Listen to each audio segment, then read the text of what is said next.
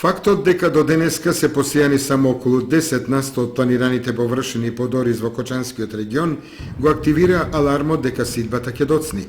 Причините за доцнењето се комплексни, почувајќи од неповолните временски услови во текот на месец април, потоа нефункционирањето на откупно-прометната политика, ниските цени и скапата сеидба поради високите цени на репроматеријалите.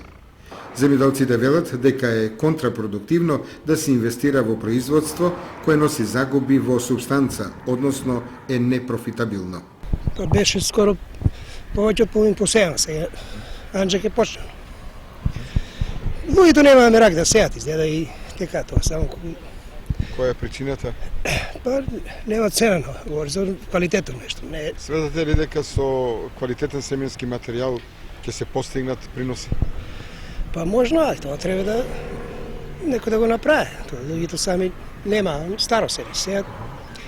Па е тоа исто, тоа ланското. Што ќе биде, ќе биде. Доколку продолжи оваа динамика, сидбата сигурно ќе доцни, што ќе има негативни последици врз приносите и врз квалитетот на оризовата арпа.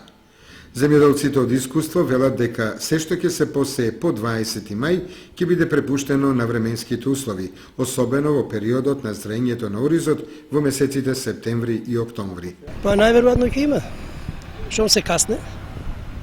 Треба да на време да се посее. После за зрење па ќе е касно.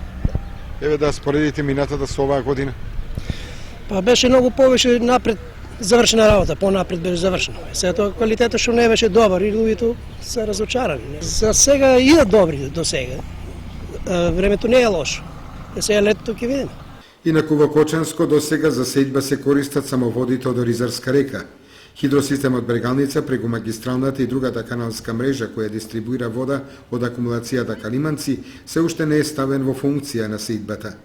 Тоа секако е дополнителен проблем кој уште повеќе наметнува неизвестноста околу реализацијата на сидбата на 3000 хектари во општината Кочани или вкупно 4500 хектари во оризопроизводниот